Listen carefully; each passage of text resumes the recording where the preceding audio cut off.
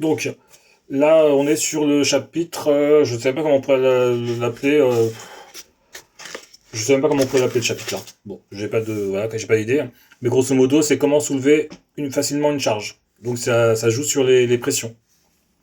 Alors, premier truc, c'est le théorème de Thalès. Alors, je connaissais pas son nom, hein, donc de ce théorème de Thalès. Théorème de Thalès, qui nous dit que, vu qu'un liquide est incompressible, toute variation de pression à un point de ce liquide immobile est transmise à tous les points. Grosso modo, l'idée c'est ça. J'ai un liquide, d'accord. Si je m'appuie, donc je mets un couvercle ici et que j'appuie, j'augmente la pression, je peux pas le compresser, hein. Donc je vais juste augmenter la pression, c'est-à-dire qu'il va pas s'enfoncer le couvercle, d'accord. Mais si j'augmente la pression elle augmente partout, parce que tous les points sont entre guillemets reliés et ça s'appuie les uns sur les autres. C'est ça l'idée. Après, donc ça c'est le théorème de Thalès. Après l'idée c'est que la pression est égale à la force sur la surface, ou que la force est égale à la pression fois la surface. La pression elle est en pascal. Je précise que la pression atmosphérique, c'est à peu près 1,0 fois 10 puissance 5 pascal. Alors c'est pas exactement 1,0, mais c'est pas exactement ça, parce que la pression atmosphérique, elle varie, hein, avec la météo. La force, c'est les newtons, toujours, et la surface, toujours en mètres carrés. Après, on a quelques exercices, on nous dit, voilà, pour une valeur de force fixée, d'accord, comment varie la pression si la surface de contact est doublée. Donc, la pression, donc comment varie la pression. Donc P égale F sur S. Je vais mettre pression 1, d'accord, surface 1. Et maintenant, on va changer. On va remplacer la surface 1, donc je vais mettre juste surface. On va pas mettre surface 1. Voilà. Et quelle serait la pression 2 si je doublais la surface? Ok. Donc si je double la surface, ce que j'ai ici, donc P2, est égal à F sur S, et je mets un demi devant. C'est ce que j'ai ici. Il y a un fois ici, hein. D'accord. Donc ta pression 2, elle vaut un demi de ta pression 1. Donc si tu doubles la surface, ta pression est diminuée par 2. Ce qui est logique, hein, c'est cohérent. Il faut s'imaginer qu'on a une surface, d'accord, et que je pousse avec une certaine force. J'obtiens une certaine pression. Si je double la surface, bon c'est pas doubler ça, hein, mais que je mets la même force, ta pression elle diminue. D'accord. Conclusion, si la surface est doublée, alors la pression diminue de moitié, ou est divisée par 2. Deuxième, deuxième idée, donc ça c'était la première idée, on va dire. Je double la surface, la pression est divisée par 2. Deuxième idée, donc j'essaie de ne pas me tromper de ligne. Pour une surface de contact fixée, comment va la pression si la valeur de la force est doublée? Donc pareil, pression est égale à F sur S. D'accord, je vais mettre pression 1. Et la surface, elle ne changera pas. Ceci, je vais doubler la force. Donc j'entoure ça. Donc ma pression, alors si je double la force, je mets l'appel pression 2, hein. Pression 2 est égale à 2 fois F sur S, c'est pression 1. Si je double la force, la pression elle augmente. Elle est doublée. D'accord. Si la force est doublée, alors la pression double également. Et maintenant, troisième chose, on nous dit, qu'est-ce qui se passe si, alors pour une surface de contact fixée, comment varie la valeur de la force si la pression diminue de moitié? Donc je vais mettre F égale P fois S. D'accord. Et la question c'est comment varie la force si ma pression est divisée par 2. Donc je prends la même pression mais divisée par 2 fois la surface. Ça c'est ton F1. Donc ça fait F1 divisé par 2. Donc si la pression est divisée par 2, ta force, en gros, la pression et la force elles sont proportionnelles. S'il y en a un qui double, l'autre il double. S'il y en a un qui est divisé par 2, l'autre il est divisé par 2. D'accord. Mais vu que la surface elle est en dessous, quand j'augmente la surface, je diminue la pression. C'est ce qu'on a ici. Si la pression est divisée par 2, alors la force est également divisée par 2. Là, on arrive sur la presse hydraulique.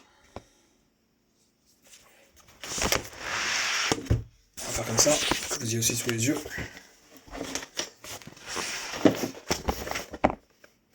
Alors, on a l'espèce de presse hydraulique. Donc on a, alors j'imagine que ici, donc on a le petit tuyau.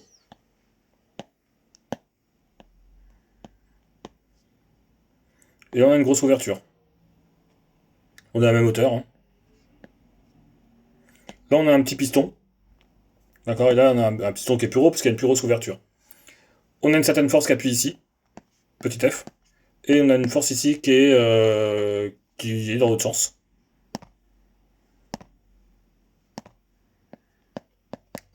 Qui est grand F. D'accord. En gros, on appuie, le petit piston il appuie, d'accord, donc il va pousser, et de l'autre côté ça va monter automatiquement, parce que c'est un système qui est fermé, hein, le liquide il ne peut pas sortir. Alors, faut s'imaginer que en réalité le système il serait plus comme ça. Hein.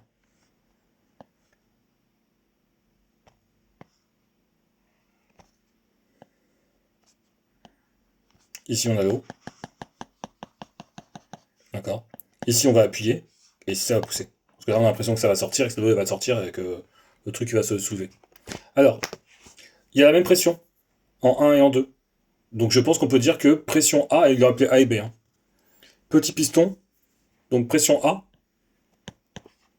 est égale à la force sur la surface. Petite surface, on va appeler petit a. Ça c'est, en gros, on est en A ici. D'accord. Pression en B est égale à la force, alors c'est la grande force, hein, sur la surface B. Et d'après le théorème de Pascal, on a la même pression. C'est-à-dire que si j'appuie ici, hein, la pression qui est ici, c'est la même que celle-ci, c'est la même que celle-ci, c'est la même que celle-ci, c'est la même que celle-ci, c'est la même partout. Donc PA est égal à PB. Donc ça veut dire point A et ici point B. Hein. D'accord. Et donc, pression A, donc force sur petite surface, est égale à grande force sur grande surface.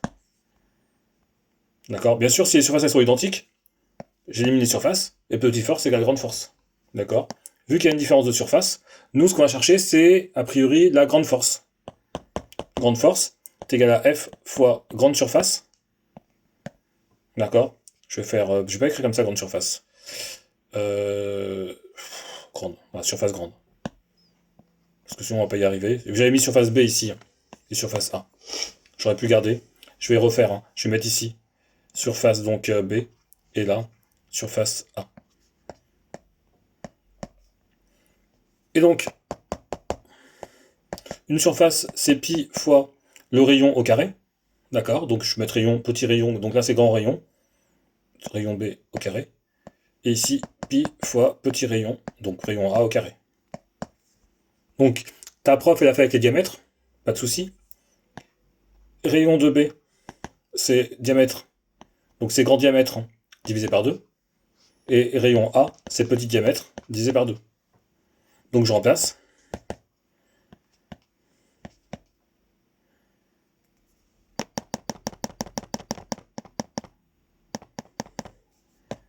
C'est grand F, hein.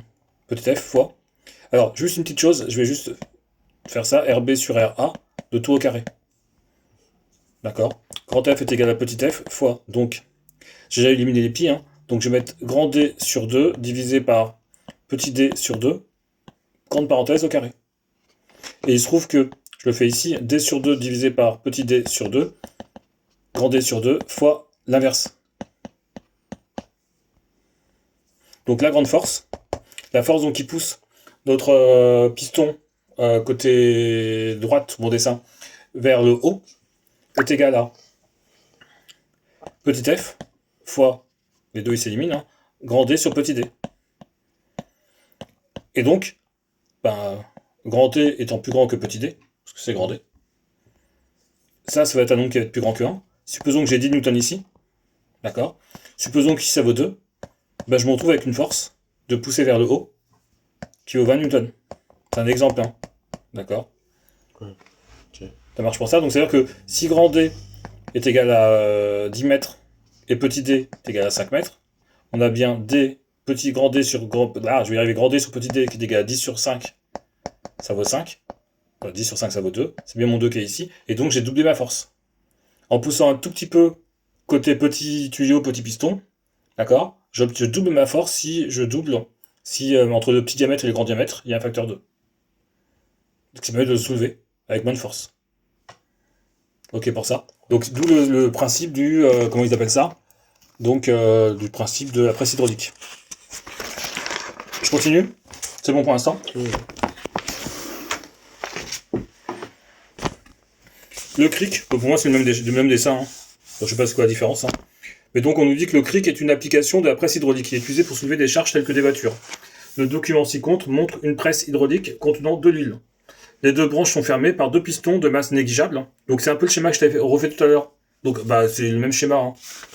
C'est ce que j'ai tout à l'heure, moi je comprenais pas ce schéma, je voyais que c'était bizarre. C'est quand je l'ai refait, regarde.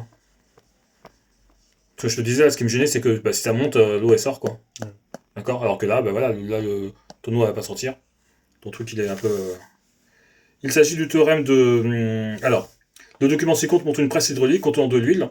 Les deux branches. Bon, je change de papier, hop. On va mettre des petits carreaux aussi. Les documents montrent une presse hydraulique contenant de l'huile. Les deux branches sont fermées par deux pistons de masse négligeable et de section respective S1 et S2. Le fonctionnement de la presse hydraulique est basé sur quel théorème ou principe? Bah, c'est le théorème de Pascal hein, qui nous dit que là, dans un fluide, qui est incompressible par définition, la pression en tout point est identique. Il s'agit du théorème de Pascal. Dans un fluide immobile et incompressible, la pression exercée en un point du fluide est identique en tout point de ce fluide. Alors il faut que ça soit immobile aussi. Hein. Parce qu'après, il y a d'autres théorèmes que je me souviens plus, hein, mais que je vais retravailler parce que je les ai pour les autres terminales. Je me souviens plus des noms. Mais en gros, si ton fluide il avance, ta pression elle peut être modifiée, hein, surtout si en plus ton fluide, ton tuyau, il se rétrécit. Okay. D'accord, il peut y avoir des changements de pression, etc. Mais ça, c'est pas pour toi. Il s'agit du théorème de Pascal. Dans un fluide immobile et incompressible, la pression exercée en un point du fluide est identique en tout point de ce fluide. Une force de valeur F égale. Donc là, c'est une application. Donc, je refais mon schéma. Une force de valeur F égale, je vais écrire les données, 100 Newton, est appliquée normalement au petit piston de section S égale 5,0 cm². Donc c'est le petit piston, S petit. Calcule en Pascal la pression exercée sur ce piston. Donc on avait dit que la pression, c'était la force sur la surface. D'accord. Donc la pression, la force c'est 100 Newton. Et je vais juste reprendre ici la surface, il faut jamais mettre en mètres carrés. D'accord. Donc on a, je le fais ici, hein, décimètre carré, mètre carré, centimètre carré. Toujours 2 cases par unité. Et je suis à 5,0. D'accord. Donc ça nous fait diviser par 0,00123,5. Je garde mes deux chiffres significatifs parce que j'en avais deux initialement. Donc j'en garde deux ici. Ils sont ici les chiffres significatifs. Je commence à compter à partir du moment où j'ai un nombre qui est différent de 0. Je prends la calculatrice. Je fais mon calcul.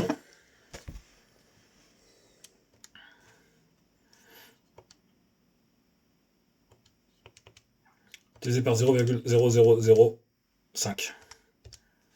Et ça nous fait une pression de... Alors 200 000, c'est ça? Ouais. 200 000. Donc 2,0 fois 10 puissance 6. 1, 2, 3, 4, 5, 6. Non. 1, 2, 3, 4, 5. D'accord, c'est juste 2 fois la pression atmosphérique. C'est peanuts, ça. D'accord. Alors, 2,0, t'as vu que j'ai bien pris les deux chiffres significatifs. On a le bon résultat, ça marche. Ne pas bien faire les changements, toujours quand tu as un calcul, vérifier les unités. Hein. Une force c'est Newton et une pression. D'accord, une surface, pardon, c'est en mètres carrés. Et ta pression, bien sûr, à la fin, c'est des pascals. La force F permet de maintenir en équilibre une voiture, comme le montre le document ci-dessus. Calcule la valeur de la force F exercée sur le grand piston de section. Donc après, on a un grand piston, donc le schéma, je le refais. Hein. Mais c'est le même schéma que tout à l'heure. Bon, il a foutu mon dessin.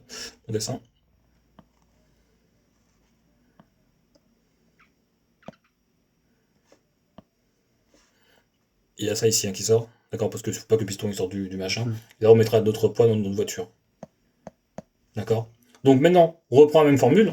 On sait que la pression, c'est la force sur la surface. Maintenant, on veut calculer la force. Parce que c'est une force qui permet de soulever des objets. C'est la pression fois S. D'accord. On sait que la pression... D'accord, donc nous, on met un poids ici, donc c'est une force. Ça nous crée une pression. On la calcule, la pression. Et là, c'est pareil. Nous, maintenant, on veut calculer la grande force qui est de ce côté-là. La force qui pousse la voiture. D'accord. Donc cette force-là, c'est la pression, parce qu'on a dit que d'après Pascal, le théorème de Pascal, la pression, c'est pas mal partout dans le fluide, à partir du moment où il est immobile. Donc ta pression, c'est 2,0 fois 10 puissance 5, et on multiplie par 1,0. C'était pas 1,0, c'était la surface, 1,5. D'accord. La grande surface grande, 1,5 m², qui est bien plus grande que la surface du petit piston, qui valait 0,0005 mètres. Donc on fait ça, et ça nous fait une force. Oh, c'est beaucoup ça. La force, Donc ça nous fait 2,0 fois 10 puissance 5. 2,0, ça va nous faire 3,0 fois 10 puissance 5 newton. Donc c'est beaucoup. D'accord. Donc, c'est une force qui pousse. Je rappelle que P est égal à M fois G. D'accord. Que si je veux calculer la masse qui correspond à un poids de 3,0, donc en gros la masse, d'accord, en kilos, c'est le poids sur G. J'ai pris G, j'ai mis de côté. D'accord. Si j'ai un poids, donc en newton, de 3,0 fois 10 puissance 5, et que je divise par 10, ça fait une masse, donc de 3,0 fois 10 puissance 4. D'accord. Je crois que ça fait 30 000 kilos. 3 fois 10 puissance 3, ça fait 3000 kg. 10 puissance 4, ça fait 30 000 kg. Donc on pourrait, avec cette force-là, d'accord, soulever un objet de 30 000 kg. C'est bon pour ça? Ouais. Donc oui, on peut soulever une voiture. Parce qu'une voiture, grosso modo, c'est une tonne 5. Éventuellement, si tu as une vieille voiture, une voiture électrique, c'est un peu plus lourd, parce que la batterie pèse lourd. C'est bon pour l'instant, monsieur? Donc j'ai juste assimilé, là j'ai juste dit que une force, la force qui pousse l'objet vers le haut, il faut qu'elle compense. On a notre piston là, on a mis notre voiture ici. D'accord. On a le poids, et il faut que la force qui pousse vers le haut, elle compense le poids. C'est juste ça que j'ai fait. D'accord. J'ai dit donc quelle force je pourrais compenser, quoi. Quel poids je pourrais compenser avec la force qui vaut 3,0 10 puissance 5. Mais moi, c'est pas le poids qui m'intéresse, c'est la masse. Quand on a un objet, on dit il pèse 3 kg, 15 kg, 20 kg. On te dit pas il a un poids de 30 newtons ou 40 newtons. Alors, la figure ci-contre représente un cric hydraulique formé de 2 pistons. Et de 2 sections, donc les 2 pistons, on les a. Et de 2 sections... J'ai perdu ma phrase. Et de 2 sections circulaires. Bon, je pense que les sections circulaires, c'est ça. Alors le piston, c'est ça. Et j'imagine que c'est ça à l'intérieur. Et là, les sections circulaires, elles sont ici. Sous l'effet d'une action sur le levier, le piston 1... Donc on a un levier, on appuie, on met la pression. Donc le piston 1 agit au point A par une force de pression FA sur l'huile. L'huile, à son tour, agit au point B. Sur le piston 2 par une force de pression FB. Le diamètre de chacun des pistons, donc des sections circulaires, j'imagine, on est d'accord, Quand on dit le diamètre des pistons, c'est la section circulaire qui est ici, et la section circulaire ici, c'est pas par rapport à ça. Non. Ah non, c'est peut-être ici, là. C'est peut-être ici. Oh, c'est au-dessus, là, c'est juste ça. Je pense que c'est ça, regarde. Je fais le dessin sur la feuille. On a ça.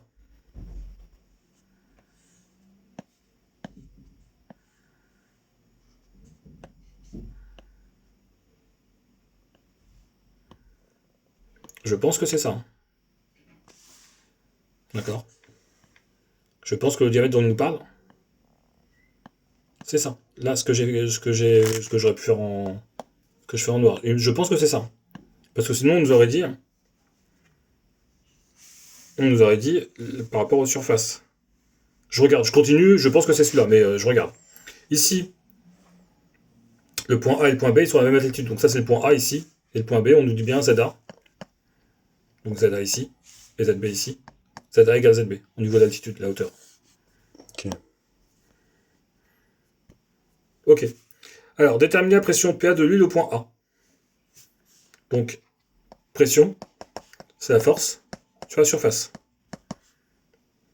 D'accord. La pression, donc c'est PA qu'on cherche, donc on remplace. FA est égal à 150. Et la surface, puis R1 au carré. Avec R1 est égal à D1 sur 2. Alors non, a priori, le piston, c'est tout ça. C'est vraiment ça. Donc là, j'avais un doute, mais c'est tout ça qui s'appelle le piston. D'accord. C'est pas juste le petit bout de cylindre qui est ici, c'est tout ça, et donc là, ce serait tout ça aussi. C'est mieux, ça évite de faire plein de calculs dans tous les sens. Donc on a SA qui vaut pi rayon au carré, qui vaut pi fois donc D1 au carré. Le seul souci, c'est qu'on est en millimètres ici, et qu'il peut passer en centimètres, en mètres, pardon. D'accord.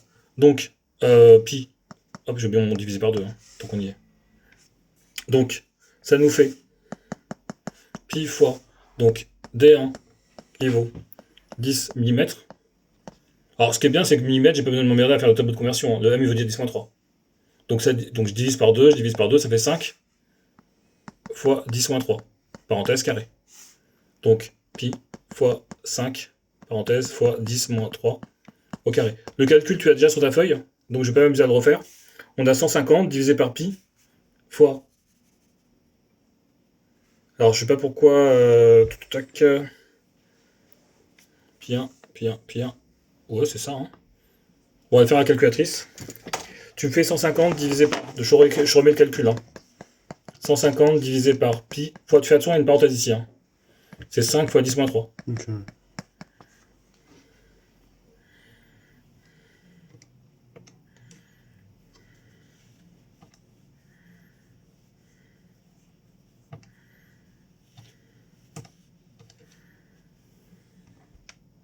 10 moins 3, 10 puissance moins 3.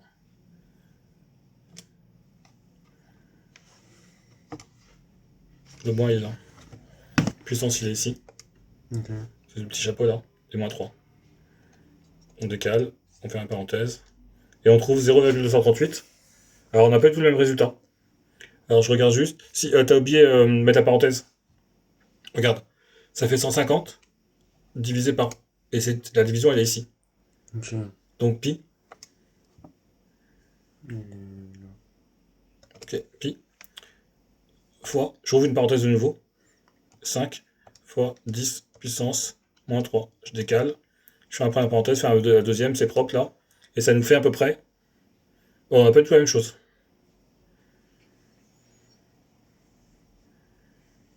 Alors, D1, on a bien dit que D1 c'était 10 mm. J'ai bien dit D1 divisé par 2, ça fait 5, 10 moins 3. Normalement c'est bon. D1 divisé par 2. Alors eux ils ont mis D1 au carré divisé par 4, hein, mais c'est pareil. Hein, parce que moi je fais D1 divisé par 2. Et après ça fait pi fois D1 au carré divisé par 4. 1,9, c'est ça, hein. Mhm. C'est bizarre parce que moi je vois pas pourquoi j'aurais pas le bon résultat. Après je veux bien faire le calcul qui est ici. Hein. 150 divisé par, j'ouvre une parenthèse, hein, pi fois 0,01 fois 0,01 divisé par 4.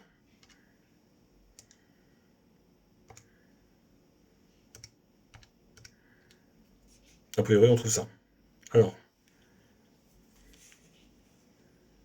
pi r au carré, pi rayon au carré, 10 divisé par 2, ça fait 5, c'est bien 10 mm. Je vois pas où... Je vois pas du tout où est l'erreur.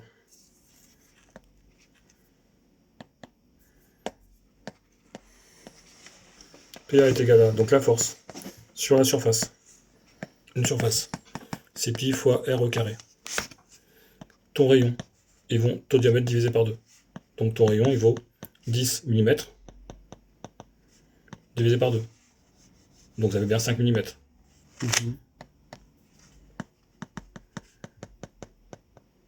Et vu qu'il y a un carré, ça va nous faire donc ici 150 divisé par pi fois donc le rayon 5 fois 10 moins 3 au carré. C'est exactement ce qu'on a fait.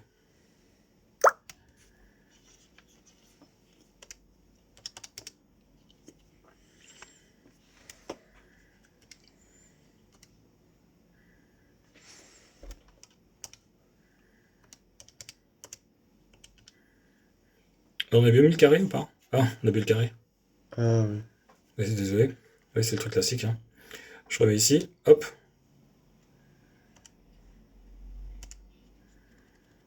On est bon, hein. C'est juste qu'on n'a pas le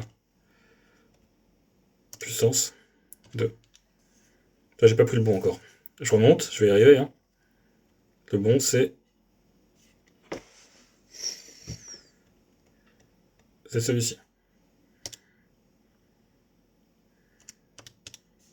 Voilà. Bon, on n'a toujours pas le bon truc. Oui, parce que le carré, il faut qu'il soit sur que 5 fois 10 moins 3. Je vais le retaper. Allez, 150.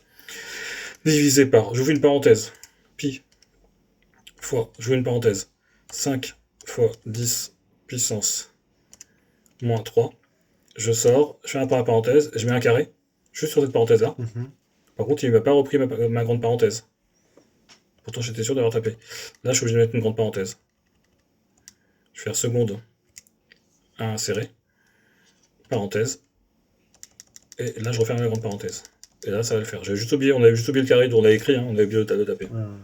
Ok. D'accord. Donc, ici, donc tout est bon, il n'y a rien à effacer, c'est nickel. Même ça, c'est bon, hein, c'est exactement, c'est juste qu'on avait oublié le carré qui était ici, quand on a tapé à la calculatrice. Et donc, ça nous fait, on prend deux chiffres significatifs, pourquoi est-ce qu'on en prend deux? Je regarde juste, parce que ici, dans le 10, ici, c'est 5,0. Hein. Mhm. Parce que ici, le diamètre, il valait 10. Et donc, quand je divise, ça fait 5,0, je garde deux chiffres significatifs. Ok. Je vais y mettre. Donc, 150, il y a trois chiffres, pi, on s'en fout. Et voilà. Et donc, 1,9 fois 10 puissance. Donc, je vais ici, 1, 2, 3, 4, 5, 6. Et c'est des pascals. Et on regarde la correction. 1,9 10 puissance 6 pascal. Quelle est la pression en B? Ben, le fluide, il est immobile et il est incompressible. Mhm. Donc la pression en A égale la pression en B. Théorème de Pascal. C'est exactement ce qu'il faut dire. Hein. PB égale PA égale 1,9 10 puissance 6 pascal, car d'après le théorème de Pascal, pour un fluide incompressible immobile, la pression est identique et la même en tout point. On déduire FB. Ben, on reprend la formule. Hein. PB est égal à F sur, donc FB sur la surface en B. Donc FB est égal à PB fois surface en B. PB, donc FB, PB, bah c'est PA. Mhm. 1,9 fois 10 puissance 6 pascal. La surface en B, c'est pi fois le rayon au carré. D'accord. DB, il vaut 100 mm. En gros, il est deux fois plus gros. D'accord. Sauf que ici, c'est le rayon qui va être au carré. Donc c'est un peu particulier. On peut pas dire juste ça multiplié par 2 parce qu'il y aura un carré.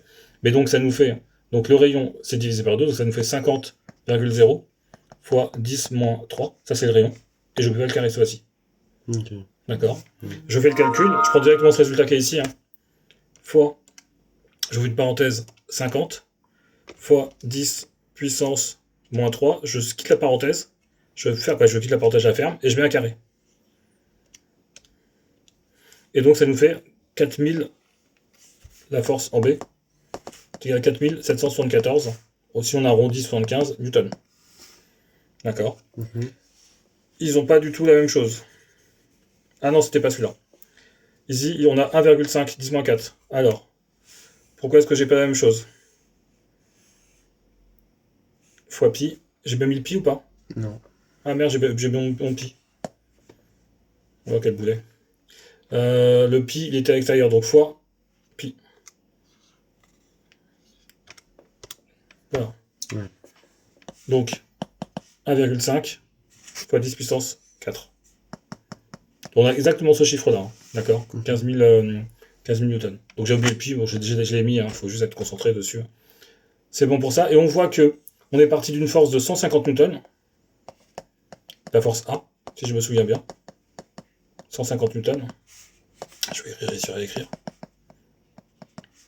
Et on arrive à une force B, d'accord, Mhm. qui est beaucoup plus forte, qui est de 1500.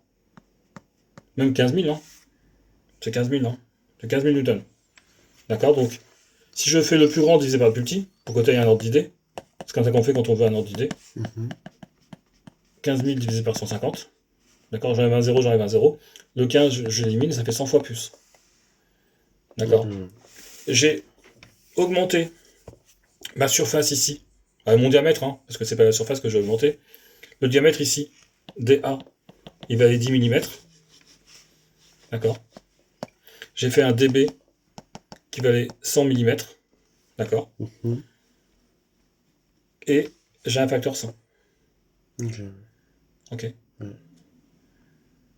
Donc en augmentant par 10 hein, sur le diamètre, je fais x10. Et vu que c'est un carré, quand je fais les surfaces, ça fait pi r au carré. Donc le rayon il a été multiplié par 2. Mhm. D'accord, il a été multiplié par 2, il a été doublé le rayon. Il n'a pas été doublé, pardon, je vais y arriver. Le rayon, on est parti de 5, on est parti à 5, on arrive à 50. Ou le diamètre est parti de 10, on arrive à 100. Donc on a fait x10 pour le diamètre ou pour le rayon.